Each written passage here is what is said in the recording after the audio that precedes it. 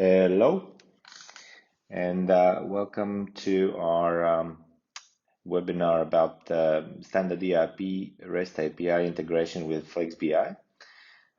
We have had this functionality for a long time already, but we still see that it's such a difficult topic to navigate that many of our partners and customers have issues with that.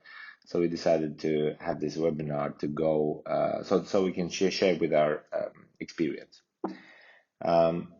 So what we are going to try to cover today is a short recap on what is REST API 2.0 in Standard ERP, what is OAuth authentication in general, and how it works in this particular case with Standard ERP, and how to configure your Standard ERP server in the best way to get this working, so that flex.bi can load data directly from Standard ERP, and how to set up finally the flex.bi side, so the data source to get it all working together.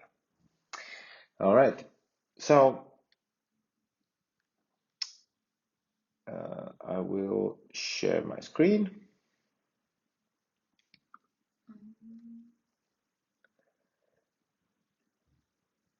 And so let's start with the topic. What is REST API in general? So REST API is, you can imagine, language, how two systems can talk together. So there are different types of languages, and REST API is one of them.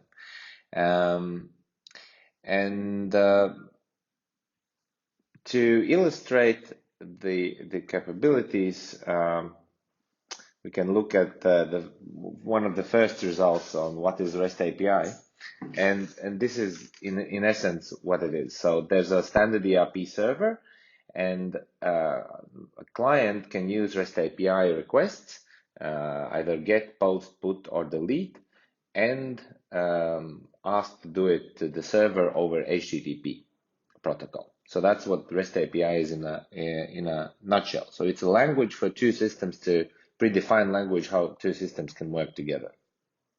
And when we come to, but there are different implementations of this.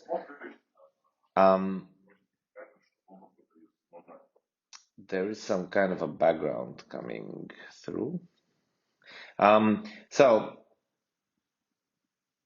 the implementations of REST API can be very different from system to system, so it's important to understand what the REST API means for standard ERP systems, so for HansaWorld products.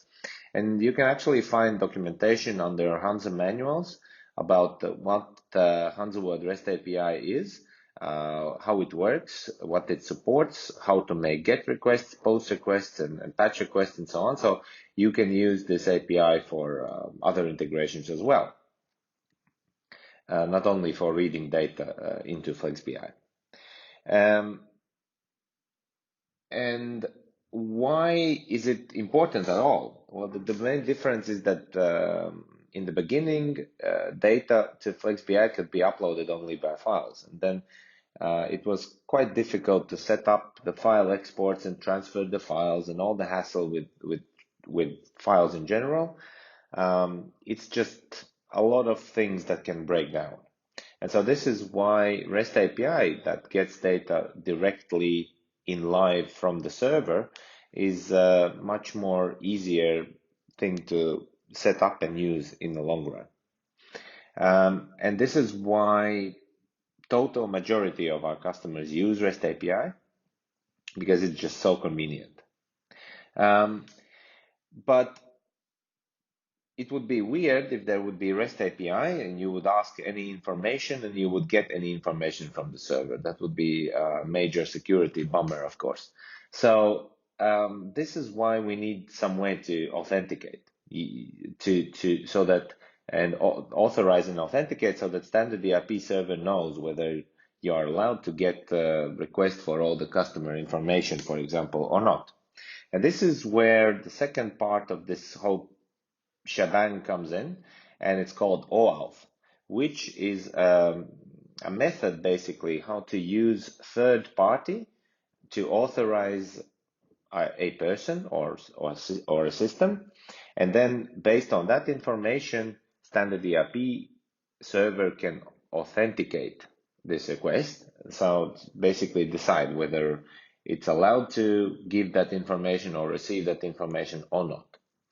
So how OAuth works is described in our documentation. Under FAQ, there's a page, how does HansaWorld OAuth works? And I will quickly run over the steps so that it's easier to understand where all of these things discussed today fall into place. So as discussed, Standard ERP server is the one who has the data, and flex.bi server is the one who wants the data. And there's a third party, which I'll call here Standard ID server. But that's basically HansaWorld's authentication server sitting somewhere in the cloud and answering on requests. And so in the beginning, they give unique key that we can enter in flex.bi server. And thus when we are making the request, then Standard ID server knows that, oh yes, I have authorized this particular application or server to talk to me. I'll reply something at all, right? And together with this request, we send a request for data. And so what Standard ID does, it shows a login form to the user where the user can enter password and username and password and authorize. Now, this is not dissimilar with how you pay with your credit card. So you enter your credit card data on a page where some kind of e-commerce site redirects you to. And this is similarly like that. So Standard ID is like a bank almost, right? So you authorize yourself. So that means that flex.bi server doesn't receive your username or password. So that's more secure this way. And if you entered correct Standard ID and password, so the one that you use to log in Standard ERP with the normal client, then a token and a refresh token will be sent to us, to flex.bi, and we will use that token to send requests for data. So let's say, give me your customers, and we will send the request here to the Standard ERP server directly with that token attached. Now, what Standard ERP will do, they will send the token to Standard ID server and say, hey, I received this token. Is this valid? And Standard ID server will be available to reply, yes, I issued this 5 minutes ago, so this is valid. Yes, you can. This is a reliable request. Now, if it's true, then Standard ERP server will then take the username that we passed, authenticate them, and decide whether it's allowed to issue the data that are being requested, depending on access groups defined in Standard ERP server, right?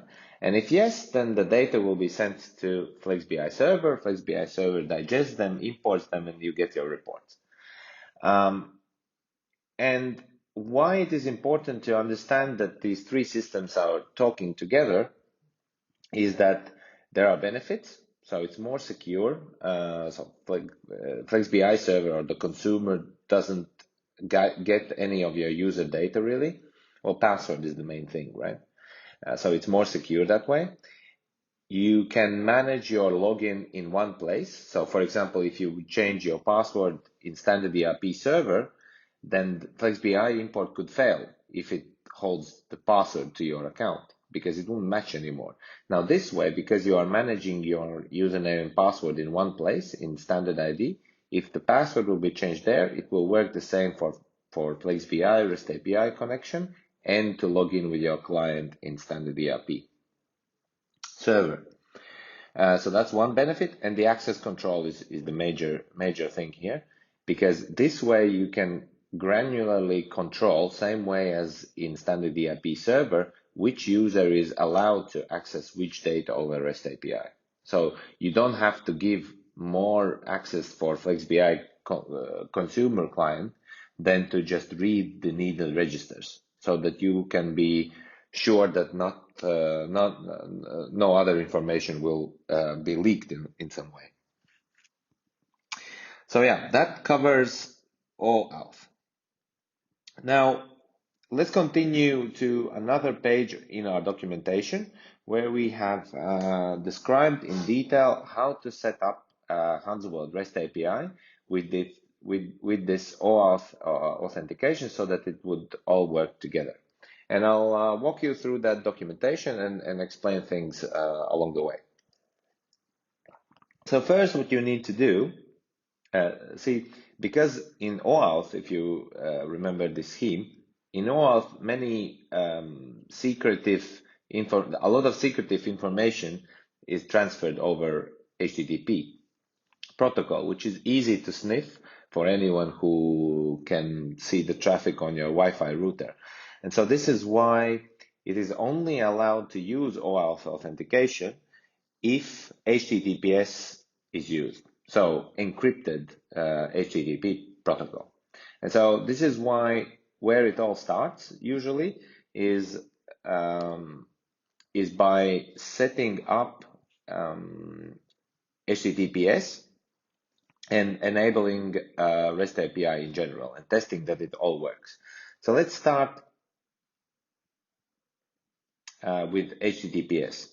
So we have a separate page on how to set it up in Standard ERP. You can come here and read about it.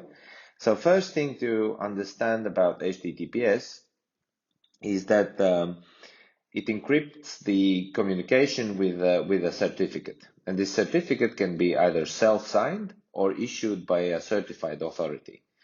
So basically you have three options. The one that we are describing here is with a self-signed certificate, which is kind of easy because there are no third parties involved. But the downside is that because it's self-signed, you're basically saying that, oh, you can trust me. And no one will trust you on the internet. So this is the downside of it, that it technically works as HTTPS, but let's say Chrome browser will not allow you to actually connect to this URL and so on. So you can use the same setup just by getting certificates from a certified authority, whether someone you pay for, like Symantec, RapidSSL, something like that. Or now the new kid on the block is Let's Encrypt, and because they issue certificates for free, and it's an automated or at least semi-automated system of receiving the certificates, so that's very easy. And you can find more information how to obtain and install Let's Encrypt certificate on our documentation as well, because we are using that for all of our servers. And here you will have a link to this page. Now, once you have the certificate, everything else is fairly straightforward. You go to module techniques and first register program mode. And here you enter HTTPS port. You check the checkbox use HTTPS. You fill in the certificate and private key of the certificates that I described a minute earlier. And then we suggest to check these three checkboxes and see how it works. Now, this port obviously needs to be opened in your firewall as well, because you want to allow to connect to it. Yes. Now, what we also suggest is to actually install, for easier control, to install also a reverse proxy on that server, which would mean some kind of a web server like Apache or Nginx that sits between the request and Standard ERP, serving also requests through it. So that's why it's called proxy. It's just that in our experience, it's easier to control the flow because of the detailed log files and more functionality than the built-in web server provides. yeah, we just see that it works better with proxy than without. Now, once you have HTTPS working, the next thing to set up is to go to module system, settings, optional features, and there you will see two checkboxes. First one is Web REST API, which enables REST API for this server. It just enables its own. And additionally, for testing purposes, I'll explain why it's important. Initially, you want to probably enable this allow basic HTTP authentication, because otherwise, if you don't have this enabled, REST API works only with OAuth, and then it's quite difficult to test it if it works at all. So this is why we suggest to enable this, test it, and then after you see that everything is working as you expect, like access rights and stuff, then you disable it because it's, well, not as safe to keep it enabled.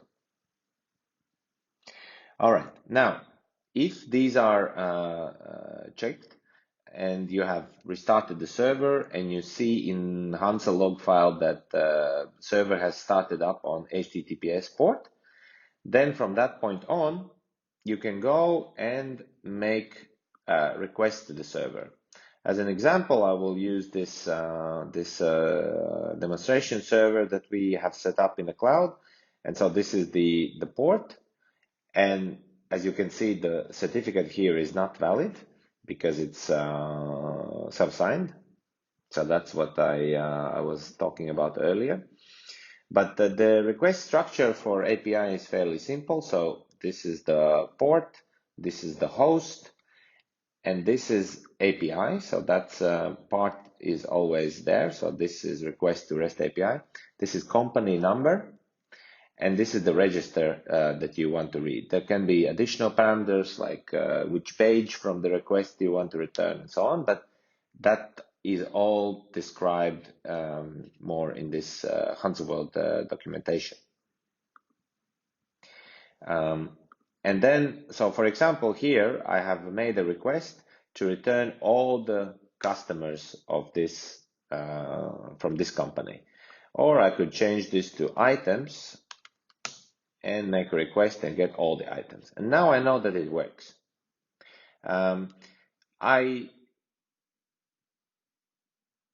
I should say, I guess, that I authenticated before. So how do you know that this basic HTTP authentication works? Is let's try to simulate that. Now I still have the session. Let's try here. I shouldn't be authenticated here. And yes, so I am warned that that the connection is not safe. Warned again. And now I get the login. And so in this login, for example, I can then add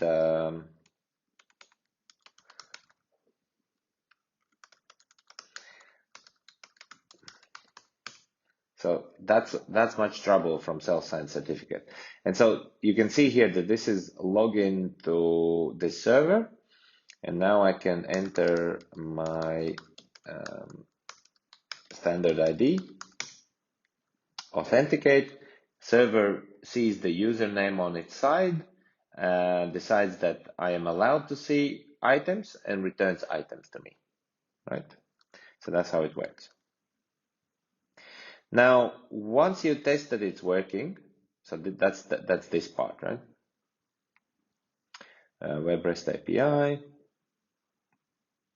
And so here we describe also the examples and everything that I was talking about, right?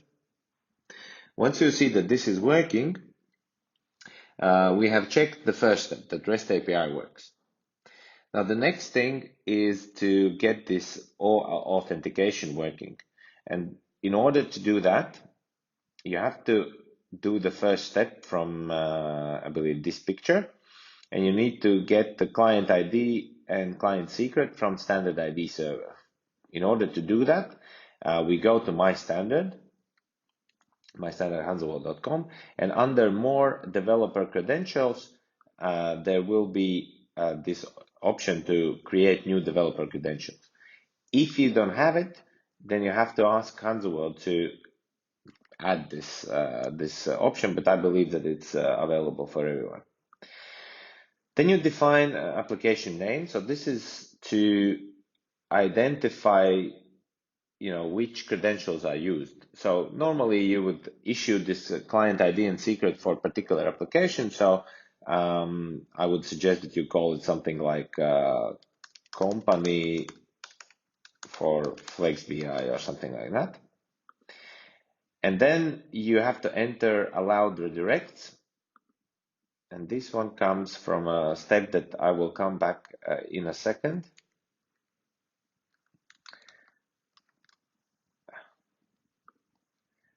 I will take this URL, the one I was using before, copy it, and the redirect URL is this one. So it's written it's always the same for flex.bi Cloud customers. So it's like this, and I have to paste it in here. And I have to be very careful to paste it precisely so that there's no letters missing or no spaces are added in the end or anything like that. So as a result, I get this client ID and client secret that I can use in setting up the connection.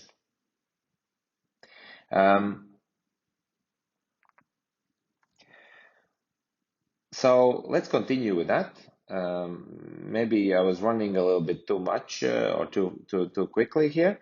But what I did is I created a new HansaWorld source application.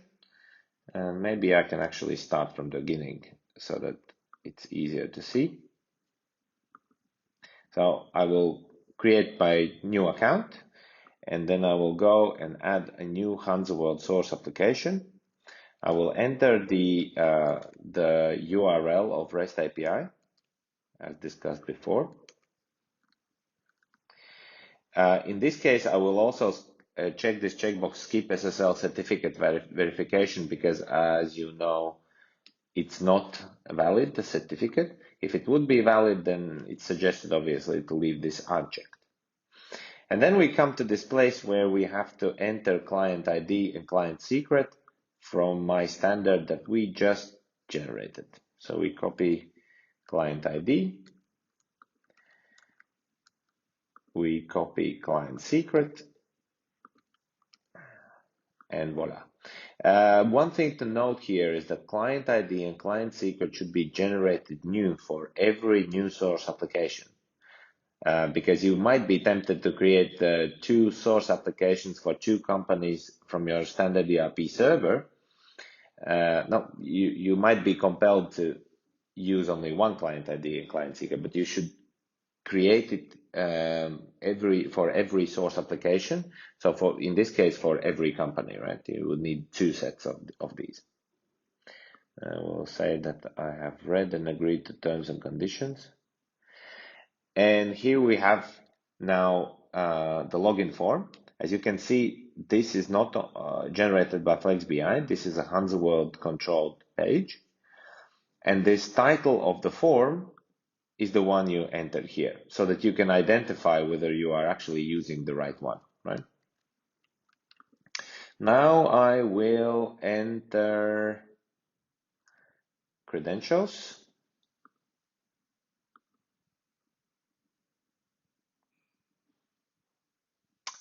And something went wrong. Ah, I know. Silly me.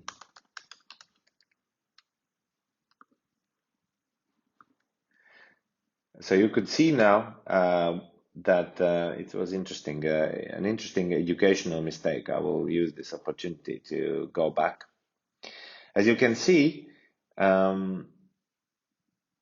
there was a weird message about something being nil and whatever, but if you will try to debug this situation, you will eventually come to this image. And so what happened here is that because I entered incorrect URL of standard ERP server, I forgot to add HTTPS in the front. This part failed. Like everything in here worked.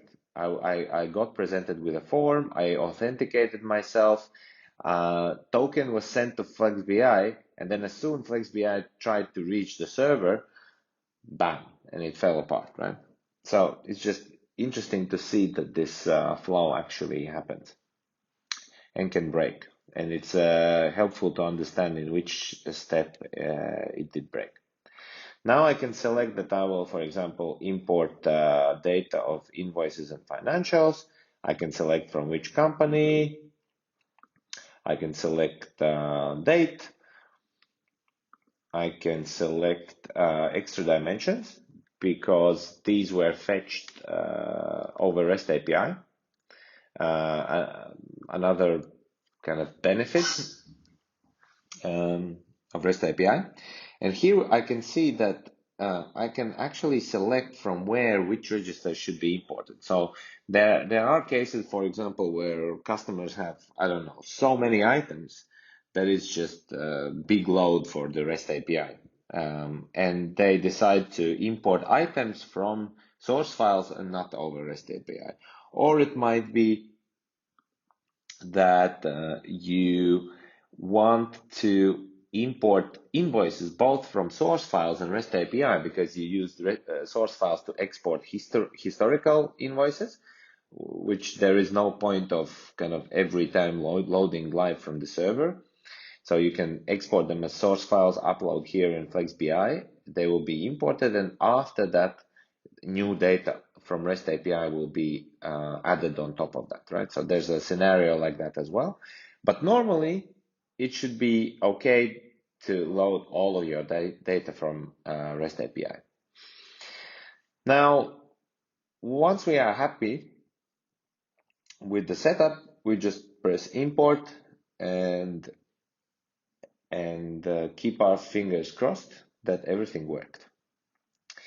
Now, while this is happening, you notice that, and you can see that everything went okay, and we are waiting in the flex.bi queue for this import to start. There are other imports being processed, and once we will get our queue, then we will start loading the data, and you will see what data is being loaded.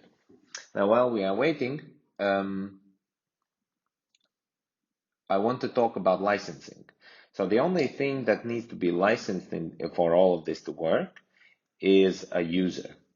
Now you can, if you are importing data in flex.bi, let's say only nightly when all the other users are logged out and you have concurrent users, it might be that you can get through with using a concurrent user. So not paying anything additionally, basically having a user that uses its concurrent access during the time when other users don't. However, if you want to import data more often than that, or there are concurrent users logged in the system all the time or most of the time or anything like that, then it might be that you need to buy a dedicated named user for flex.bi process. So just to keep in mind. While I'm talking, you can see that we started importing some of the data, and you can see here that all those registers that we run through. Well, everything went fine here, except that one thing in the very beginning with URL. But the main issue with this all setup is that initially there are many moving parts that can go wrong, especially for someone who is trying to do this first or second time or something like that. So we often need to help to troubleshoot these situations.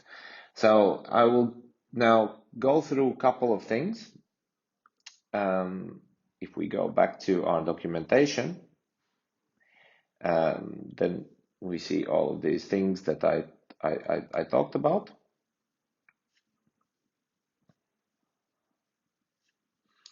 Yes, we did this.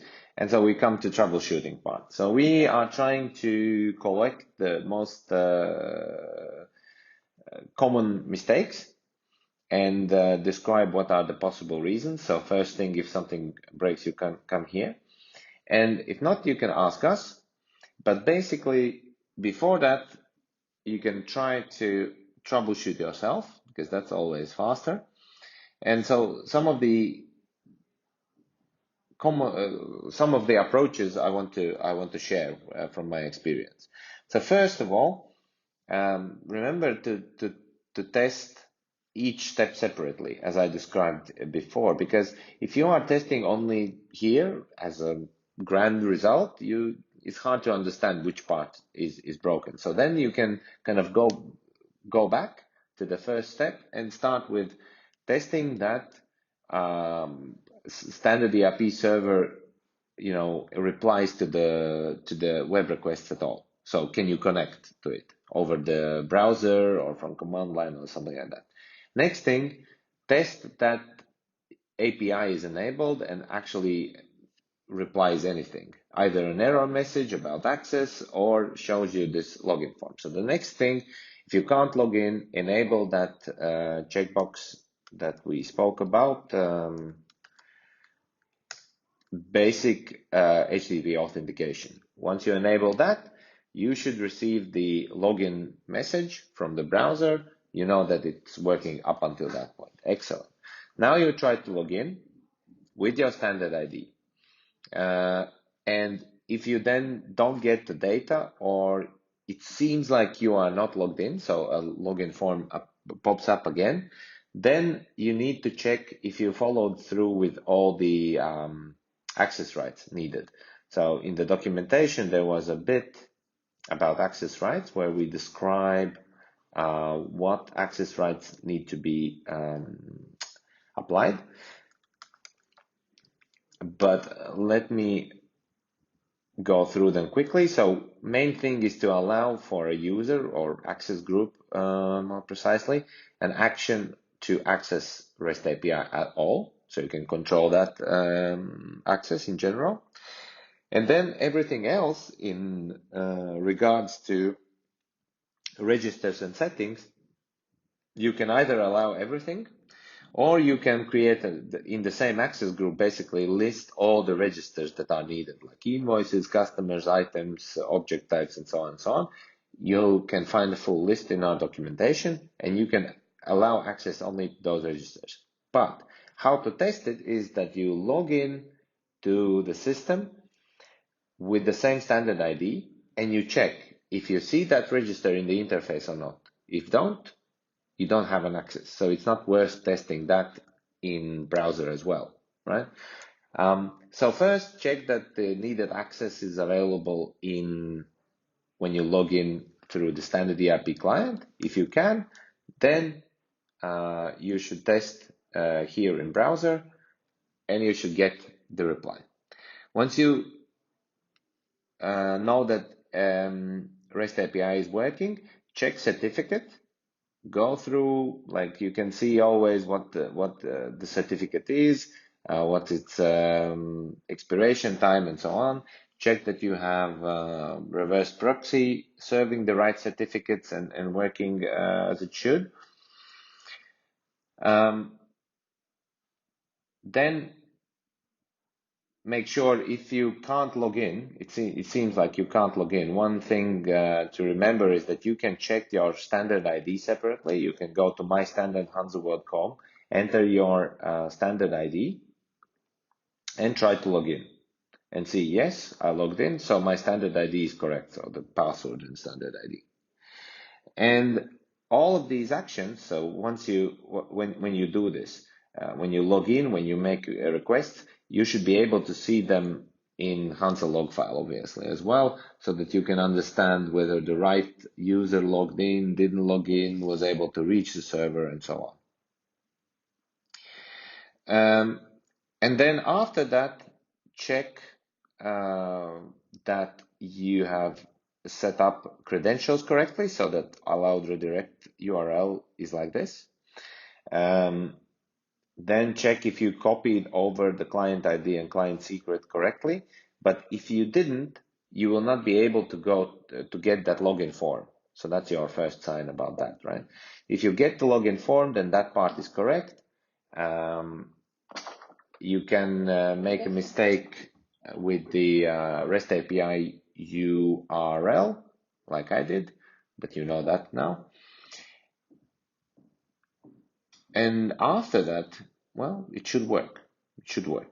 If it doesn't, we will be very likely able to help or tell you who can help. What else can happen? Well, one thing can happen that you set up this correctly and everything is fine for 3 days, and then suddenly, bam, it gets unauthorized. Sometimes it's just a glitch of token expiring somewhere or something like that, some system being down in this whole array of systems. But more often than not, it is the issue with concurrent and named users. So basically that a concurrent user tried to log in and didn't have a slot to log in. So if something like that happens when the import is running automatically, check the access rights. It might be that. One other thing to note when planning imports is not only the user licensing, but also that there will be definitely some additional load on your server, because I mean it's the same as somebody would log in and just start opening all of these registers and reading them, right? So there will be some additional load, so you might want to plan carefully not to start the import every 20 minutes. It's very likely that your server can't handle it. Then make sure that your standard ERP server is not behind VPN. We can't support that configuration, unfortunately, so it's not possible to define VPN, right? So you have to open access to in your firewall, at least for the flex.bi server IP address, which is listed in the documentation as well. So basically, yeah, check that it's available from outside. And if you are still stuck, don't hesitate to contact our support. You can find email here, and it's supported flex.bi, surprisingly. And I think that's about it, actually. Do we have any questions? No questions. Well, if you want this at any point in the future and you do have a question, questions, don't hesitate to ask us. And we will answer. Yeah, so thanks for listening, thanks for watching, and good luck setting up REST API and using flex.bi. Happy analyzing.